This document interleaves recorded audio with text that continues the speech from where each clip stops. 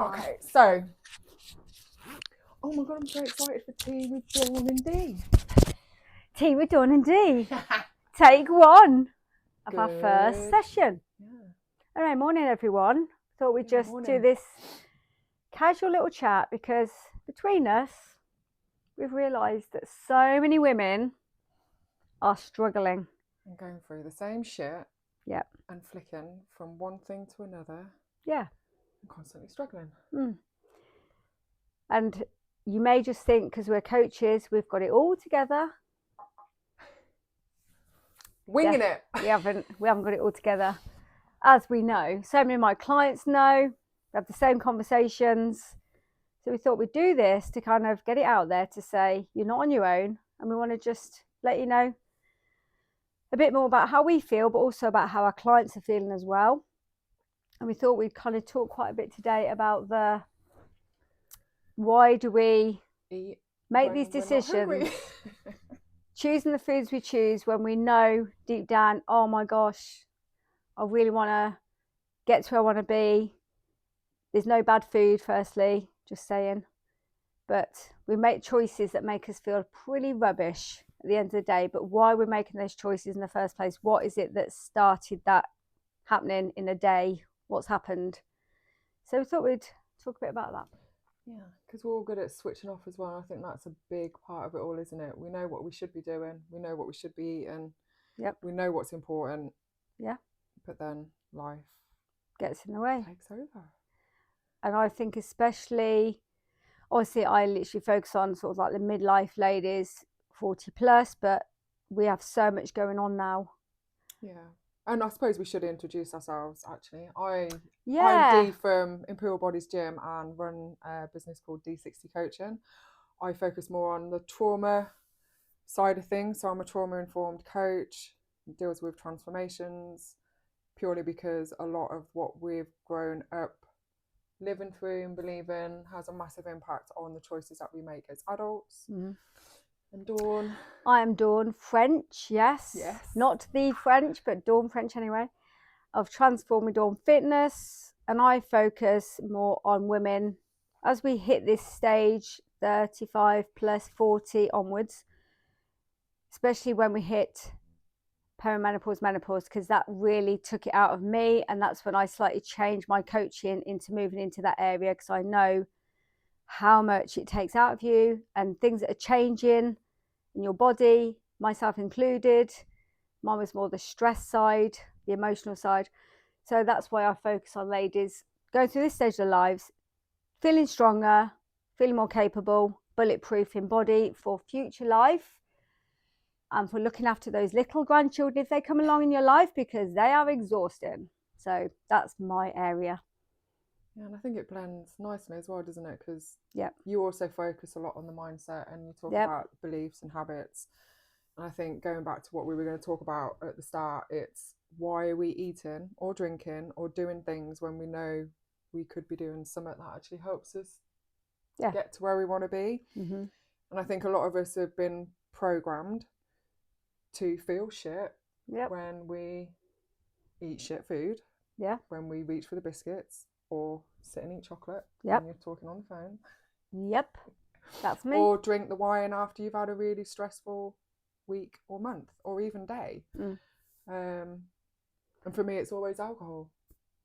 For me, it's never alcohol. It's always chocolate. It's chocolate or cake or something like that.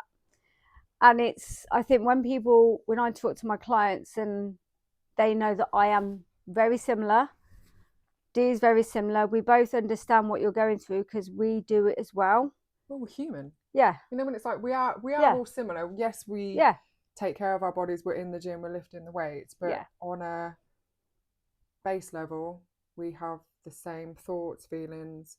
We have the same emotions. We go through the same family stress, because I don't think anybody can sit there and say any family or relationship is perfect. Nope. And even work. Like, we might work for ourselves, but that is a lot of pressure the same way a lot of the ladies we help deal with the stress of showing up to work, not enjoying their job, stress from the boss, checking emails, and you never actually switch off. Yeah. And we do that when we get home with food or alcohol. Exactly. And I think the one area, especially, I think that changes as we get older is responsibilities, as in when we're a bit younger, I had my kids and obviously that's all great, my job. But then as I get older, my parents are ill. They both had cancer, so we become carers, but then we're still trying to juggle everything else. And then maybe your jobs are more pressured than they were. And then so you've got a bit more pressure on yourself. Maybe you've got your teenagers or the grandchildren or whatever. And this sandwich generation of like trying to do it all. And then somewhere in the middle, we're told we've got to look after ourselves, lift some weights, eat these foods, and it can be overwhelming, really overwhelming.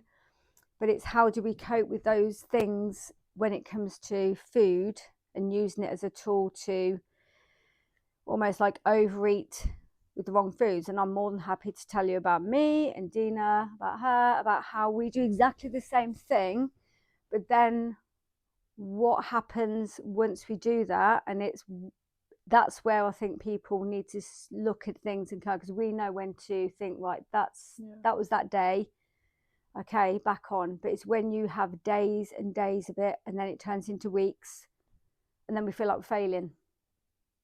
There's some good bits that you touched on there because it all comes down to responsibility, like you said at the beginning, and it's the pressure of having to take care of everybody around you. And I think for me, I come at it from the side of the beliefs. Why do you take on that responsibility? What makes you believe that is your role to do that? And I think we've got stuck in this system where there's no care.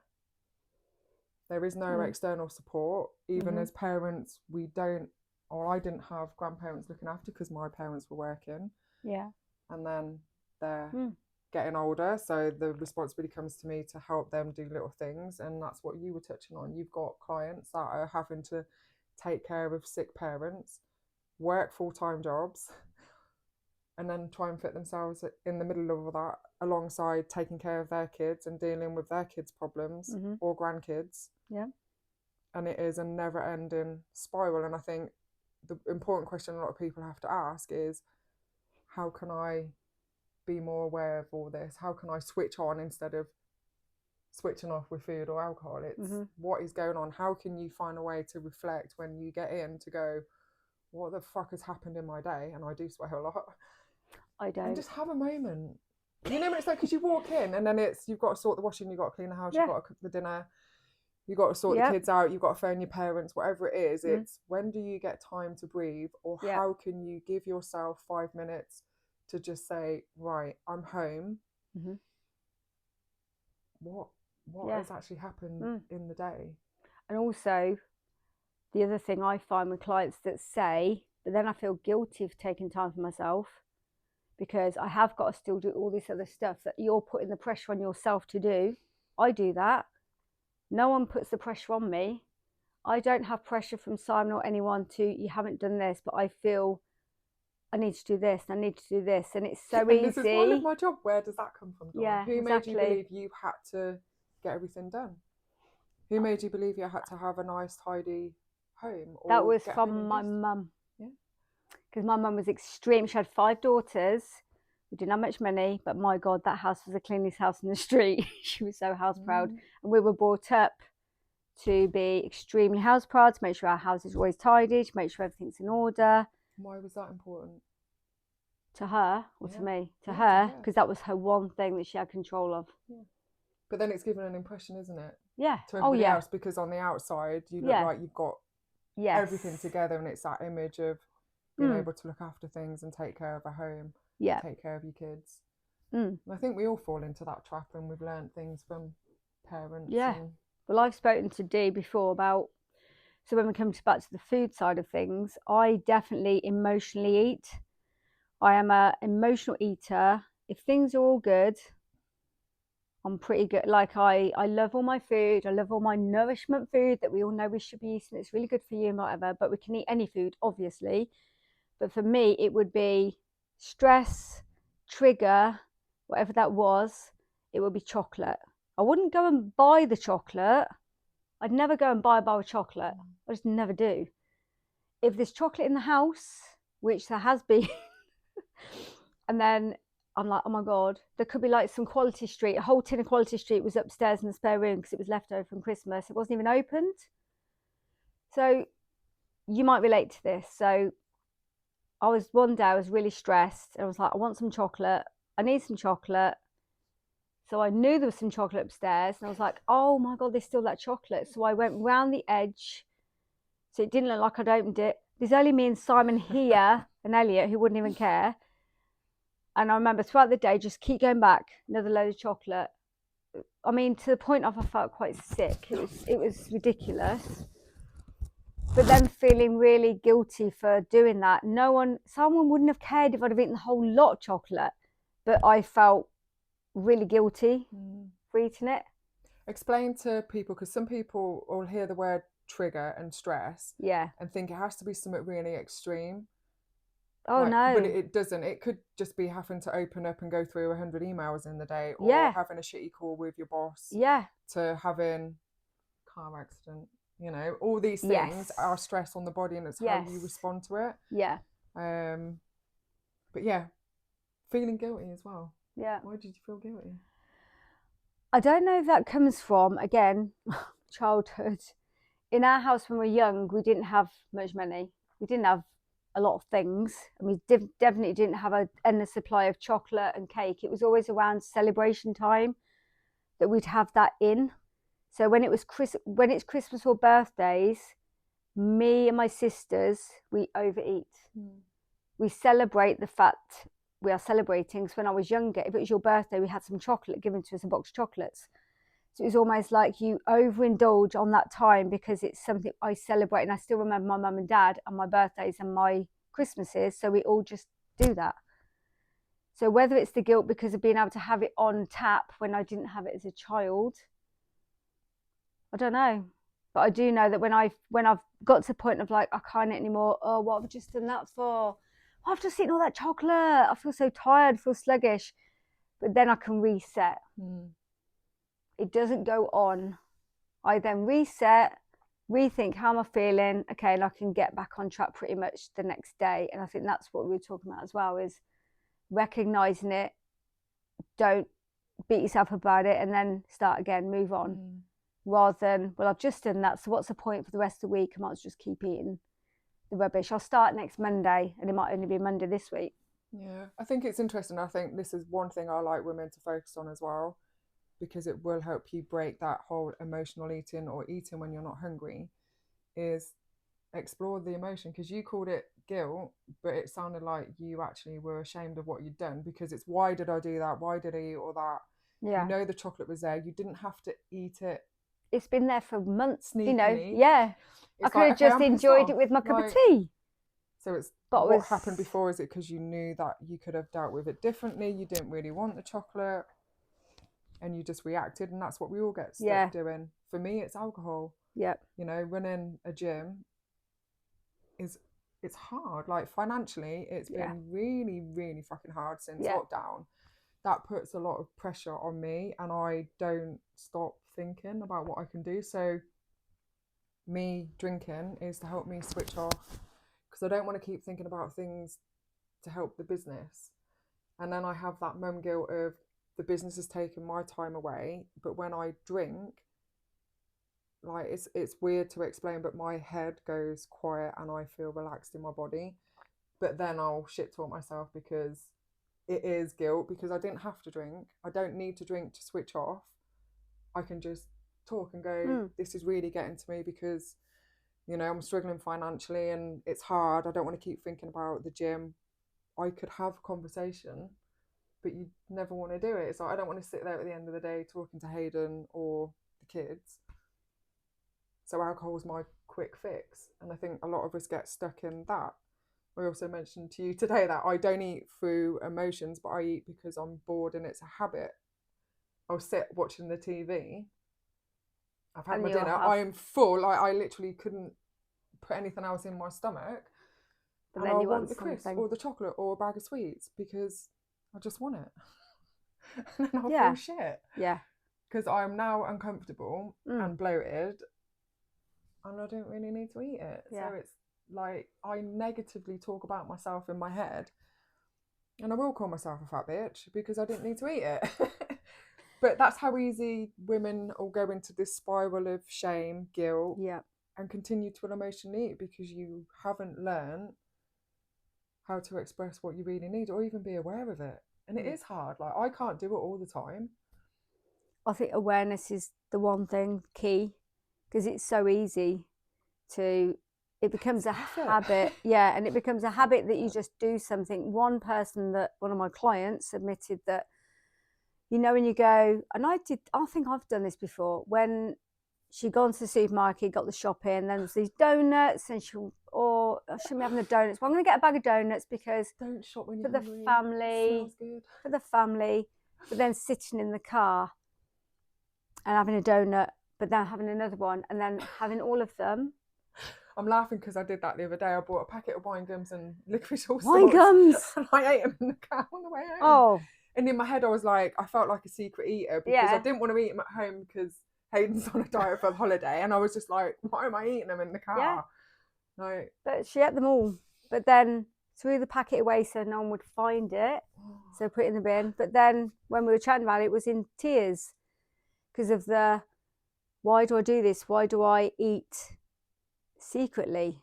It's almost like, you know, you don't want to be doing it in front of your husband because you feel like, oh, he's going to think, well, that's why you're not losing the weight. That's why, when she's really trying hard, but then she has these trigger or whatever you call it, where she's like, where she's like, I see the donut, I want the donut, I'm not allowed the donut. You're allowed the donut. Yeah. It's not the donut. It's the why do I then, can't I stop at the what? A bit like me with the chocolate that time. Why is it that we can't just go, okay, I'm going to enjoy that when I get home with a cup of tea. I'm going to sit and really enjoy this donut. Yeah. No, I'm going to eat it quickly and then eat another one until I feel sick and then almost pretend I haven't had it when I get home. But then the guilt because you have had it and why am I not getting to where I want to be? And it is that attachment to food, guilty, this is bad. Like people say to me, I've been really naughty today with my food. It's not naughty. It's, we can have any food, including enough, whatever we wanted. It's when we have an emotional attachment and we binge on that food, or we class it as bad. So we save it. We think, oh, I'm going to eat really well today, and then undereat because you think I've got to be really good today. And then you get to 5 o'clock and you're starving. You get in. It's learned behaviour as well, isn't it? It's like you were saying about your client, like questioning, why am I eating in secret? Why am I calling it bad? And we have been programmed to believe that food can be good or bad. Yeah. You know, we shouldn't overeat the processed food. You've got slimming clubs that call them sins and unlimited foods, and it just doesn't work that way. No. But if you can have the awareness around, well, where's the shame coming from? That is going to be a learned behavior. It's a learned belief because at some point in your life somebody made you feel shame for what you ate or for how you looked or for a choice that you made, the same way as you take on the responsibility to take care of everybody else but ignore your own needs. And it is a hard thing to break and understand because it does take your time and energy to reflect and have that awareness. And I think also I've been coaching now for quite a while. I'm 58 nearly, a few days time, nearly 58. I can look like you when I'm 58, Dawn, Jesus. And I still have, it's almost like my thing. It's almost like I know I have this thing with chocolate and cake. It's not in this thing, it's just I love it. I love the taste of it. I love, people say, what is it about chocolate? And it'd be the same with same with like alcohol. That passes me by unless I'm at Butlins. And then it didn't pass me by. I was literally gone by 10 p.m. I had to be taken home to bed. It was hilarious on pina coladas and sex on the beach. But I love... It's a social situation, isn't it? You're socially. Out with your sisters and it's friends, very and once in a while. That's it. Yeah, and I absolutely loved it. In the moment. But the taste of chocolate, and I think it's sneakily, it's the packaging. Do you think? Yes, Cadbury's chocolate, the purple, the shiny, they say something about it. Okay, so what is it about the the paper, because it's always been purple. Yeah. So then, like, it's not just that you associate that with something. No, you I don't see know. it and you're like, I know. I don't know remember what the it little is. squares you used to get, and it used to come in. You used to get at Christmas. It was a little, looked like a red pillar box. Not the slot machine. They used to do little baby Cadbury's like, chocolate, little, and you put your 2p in, and it would birds. drop it out. I mean, you swear you'd be far too young to remember that. Cadbury's chocolate. They've stopped that. But it's the taste. I enjoy chocolate. It's not that I don't enjoy. I love it. I love it. It's just I understand. That's what I do. That's my thing, and it's learning. For me, it's still a learning curve, even now. How do I treat this? What do I do if I know there's chocolate in the house now, and I'm absolutely fine, because the chocolate in the house isn't mine. There's some up there from Freya. There's some Elliot's had some for his birthday. There's some in the spare room. It's there. It's understanding that, like, that doesn't even bother me. It's if something happened to me, how do I cope with that? And I do say to my clients a lot, and I am doing it more. My walking now, I do walks every day. It really helps my mindset, and it just helps me feel better for getting out. And that's one thing I have said. If I have that feeling, I do just get out that front door and go for a walk, put my headphones on, and it works for me. It's great. I'm not going to say it always works, because sometimes those things get in my head, and I feel... It's a good way to process, though. Sometimes you've got to walk. Yeah. There is some science behind it. You know, you are outside in nature. Yeah. If you do it without a phone or without wanting to talk to somebody, you are able to reconnect with yourself. But if you are under a lot of stress or there's a lot of stuff going on, you're going to have those thoughts in your head, and it might not be the best thing, but it is beneficial. Yeah, I have my music on and I just walk. And when I say walk, I power walk with purpose. Someone went past and said, "Were you walking yesterday? Flipping out, you were in a rush." But no, that's how I walk now. I'm like this. But it's trying to let people know that you might think, why do I do this? Why has everyone else got their shit together and I'm still here? And I'm like, they haven't. I've got a group of ladies at the minute, and they haven't. But it's almost having someone to talk to.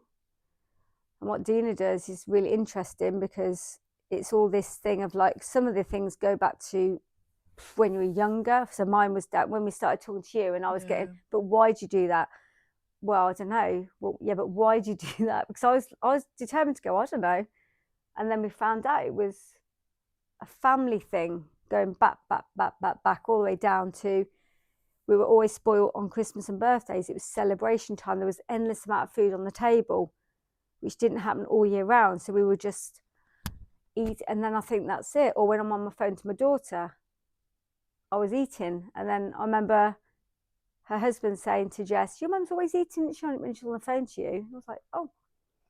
And it's that happy moment, me and Jess talking. It's that being close. We always used to go out on meals a lot when she was at uni. Whenever I saw her, we'd go out eating. But I don't do that now. No. But when you see this video, and if you rewatch it, the moment you said about the chocolate in the purple wrapper, you look like a little kid. You got so excited, and it was just like you got like your eyes lit up, and it's that familiar feeling, which is what you'll always try and get back to. Like when you're talking on the phone, you couldn't just have a conversation with your daughter on the phone. You always used to talk, and you'd be eating something. That brought a connection. That is what you were needing in that moment. That's what allowed you to feel that same feeling. And I think, and we do just learn it, like alcohol, food, eating when you're bored, the TV's on, you've just had dinner. Same as social situations, there's always cake, there's always alcohol, and we've normalised it all.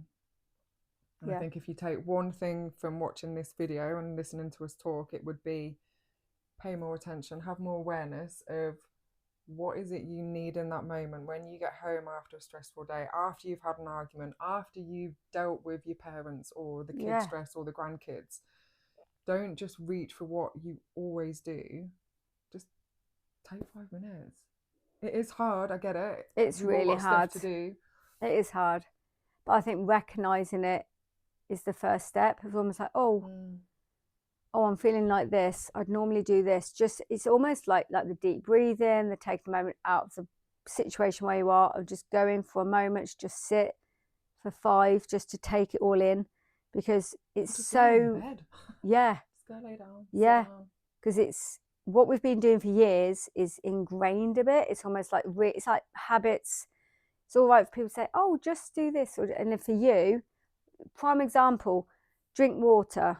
Right, the easiest thing in the world. Right, I am the worst. The worst. I literally can go all day without. I can have a cup of tea. Honestly, I never get thirsty. Never have done. So now my new habit in January, and I'm still going, is when I wake up now, I have a large glass of water. It's always by my bed. And if I've had some in the night, I'll top it up. And someone will always go, "Have you had your water?" Because he drinks loads. Yeah. And that's my new habit. But some of my clients are like, "That's really easy. Why don't you, how can you not drink water?" I said, "It's easy to forget." It's easy to forget when you don't feel it. So for me, it's a new habit, but it's hard because I've got to train myself to go, I need a glass of water. Of course I do. It's been all night. It's good for your skin, not getting any younger. But it's just that thing where I struggle. So for me, other things are so easy to do that someone else would find really quite difficult. But that's the one thing I'm like, oh, that's a struggle, whatever. And the other thing, when it comes to people, I know we're talking about food, but people, when it's about a habit of like doing a workout, or people think, oh, because that's what we do and we should be smashing it in the gym and doing. Don't put that pressure on me. We don't have, I could get in, I'm like, I really don't want to train. Sometimes I don't. Sometimes I listen to my body and sit on the leg press and do a bit and then leave it. But it's the expectation that people think, oh, because we're coaches, we've got all this together. We haven't, and that's why. And it's not even motivation, it's just something we know sometimes we've got to do it, but sometimes we don't want to. Yeah. And it's okay not to do it. It's like, don't beat yourself up about it. Yeah. And I don't want people to compare to somebody else, because everybody's got stuff going on. We all struggle with our own things, while some people find it easier, and some people have a nice home, and some people struggle to even get the house cleaned. And it's how you need to be aware of why you're putting yourself down, because that's what we always do, whether it's through eating, not looking a certain way, not sticking to a diet, not being able to get to the gym, and comparing like somebody yourself. Else always looks like they've got it together, and it's not. You're only ever going to see somebody's highlight reel. And I think if we were to sit and share everything behind the scenes that we've both struggled with, I don't think we'd have the trust that we're the people to help you. But that's just life. Like, yeah, but I think that's good, because I think the pair of us are very real out on social media. Yeah. It's not all, look at me, I'm doing this, I've got my stuff together. I don't even get time to shave my bloody legs. I don't grow hair. I'm going away next week and I'm like, do I need to shave? I don't even grow hair. Look, I can't remember last even shave my legs. You see, now instantly I was like envious, because like, why you don't need to shave your legs, but mine are like really hairy. That makes me feel, why am I hairy? Like, what is wrong with me? Why did I have to be hairy? Everything's wrong. You've got dark hair. This is envy in motion. Like, but yeah, don't compare, because that's one it's thing. Hard. It is hard. Sorry. My daughter, my sister doesn't grow hair on her legs either. It was like, why? Or my daughter. I don't know. Don't know. But anyway, it's not too bad. I'd rather not shave, thank you. It's all right. You don't have to. No, I'm going away with my boys. I cannot be that hairy mum in a bikini on the beach. No. Like, oh my God, that's horrifying. That could be slightly embarrassing. But yeah, I think sharing all the good, but sharing the struggles. And I've made it very clear, and there's on YouTube about my journey through menopause and feeling absolutely rock bottom, like nothing I've ever experienced in my life before. And I think that then it made me kind of much more aware of like, wow, our emotional state has a huge impact on us. Definitely. And every day. Every minute of every day. Yeah. So it's just finding those little things that you can do for you. And obviously, if you need any help, just follow us on social media, because we've always got loads of stuff on there. Yeah. Loads of tips. We don't dish out bullshit or fake stuff. We are very real. we tell people transformation in 28 days. And it's not easy. Like, you can get results, don't get me wrong, but it's not sustainable. No. Like, I think we've both proved that women can get results in a short time frame. The most important thing is, how do you sustain it? How do you make it fit your life? Mm-hmm. And it is about taking it one day at a time, implementing the smallest thing, and being aware. Tiny steps. You will have days where you'll be on it, and then there'll be days where it comes crashing down, but then it's how you deal with that, how you get yourself back to where you want to be, but allowing yourself those times when you do need rest, you do need time out, and to talk. Be okay. I think a lot of women don't. No, well, some do. We're good generally, but I've got a couple of clients who are holding it all in. They're not. They're just struggling.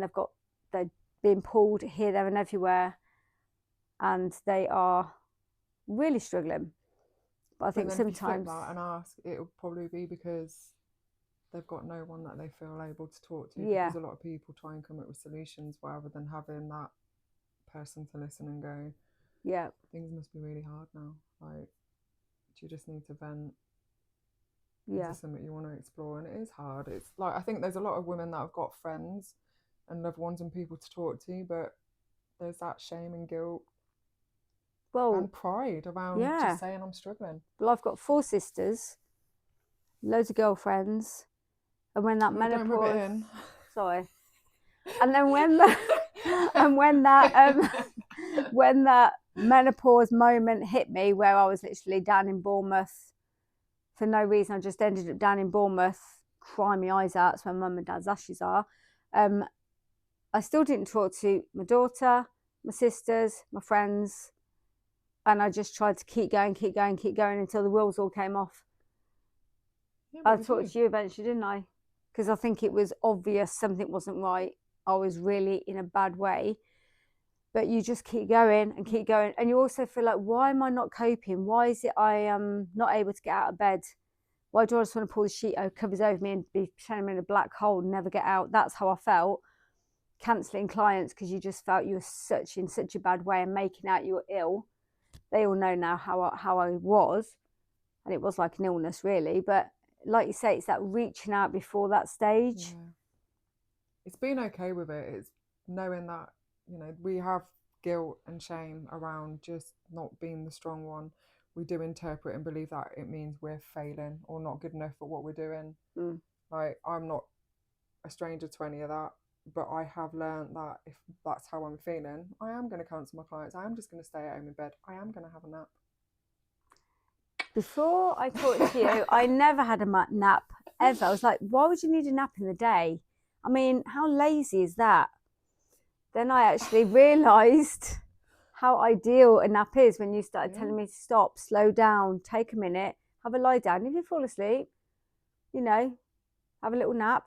It's just time for you. And I'd never done that. And then suddenly I started, especially at that point when I was really not in the best place, and I started taking more time for me, it was like, oh, wow. Yeah, definitely. It's just like a recharge. It doesn't even have to be a proper sleep. No. It can just be you just laying there. And I think, again, pay attention to your body. It all comes back to those simple things. If that is how you're feeling, what do you need in that moment? And it is okay to take what you need. Yeah, definitely without a doubt. And then explore, if there are negative feelings, where they come from. Because I can guarantee you never told yourself that. Yeah, it wasn't until I spoke to you that I really realised stuff goes back to when I was very young. Because I'd never even thought about that. I was just like, I don't know, I just do this. But there was no real explanation. But then when you do look at that, I think the main thing is just having something where you can just, like you say, take time for you, know you're not alone. Most people have not got their stuff together. There's something going on. Yeah, and reach out. Reach out if you need it. No, we can't do it alone. No. Yeah. Okay, well that was to wrap that up, it was about eating when we're not hungry, and hopefully you kind of got the message that it is okay to ask for help and to pay attention to how you're feeling, and just be aware of what's going on in your life and what it is you need. Yeah. Without a doubt. We're so guilty of just giving to everybody and not to ourselves. So if you watch this and you think, wow, even if you can take one little thing away, then that's good, because that's all we want to do. Just keep it real, chilled. We haven't got makeup artists or any hair things, you know, this is what we look like. No time for that. But yeah, hopefully you'll join us for more episodes of Tea with Dawn and Dee. Yeah. I like that name. Yeah, Tea with Dawn and Dee.